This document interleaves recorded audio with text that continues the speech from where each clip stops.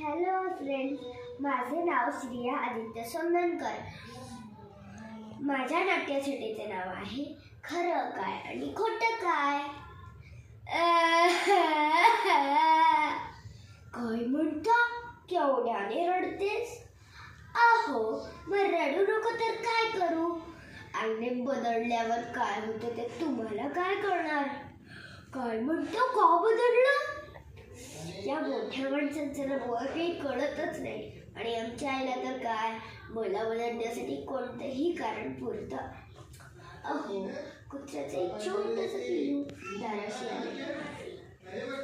मी त्याला दूध पाजावं म्हणून घरात गेले, तर तेही आलं माझ्या पाठोपाठ. झालं, तिच्या सगळ्या चिखलाच्या पायांनी फरशीवर डाग पडले आणि आमच्या स्वच्छता प्रिय मातोश्रींना निमित्तच मिळालं. काय सॉलिड बदललं म्हणून सांगू? आई ग, अजूनही दुखतंय. पण मला हे कळत नाही, काल रेखा मावशीच्या बाळानं आमच्या गादीवर चक्क शू केली आणि आई म्हणते कशी, असू दे ग, काही बिघडत नाही. आता काय म्हणावं बाई हिला. परवाचीच गोष्ट. बाबा एका छोट्याशा बाळाला घेऊन बसले होते आणि मग नंतर शेखर काकांचा फोन आला आणि मग त्यांनी आईला खुणावणीच सांगितलं, त्याला नाही एवढं छान. चक्क खोटं बोलतात हे मोठे माणसं. आणि आमची ताईटली ती तर काय महानच आहे.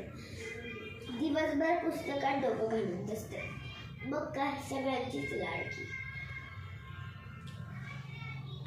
शेजारच्या प्रियंकाला हाक मारली आणि मग म्हणते कशी, सांगतीला झोपली. चक्क खोटं बोलायला सांगते ती मला. आणि आमची माय साहेब तिचंच कौतुक करला, काय छान नटवलंस म्हणून.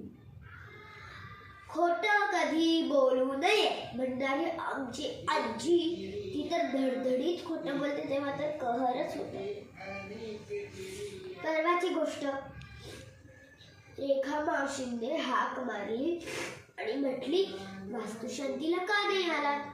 आणि आजी म्हणते कशी, आत्ताशी गुडघे दुखतात ग माझे, बाय जाणच होत नाही कुठे. आणि रविवारीच तर तुळशीबागेत 2 तास फिरायला गेली होती शॉपिंगला.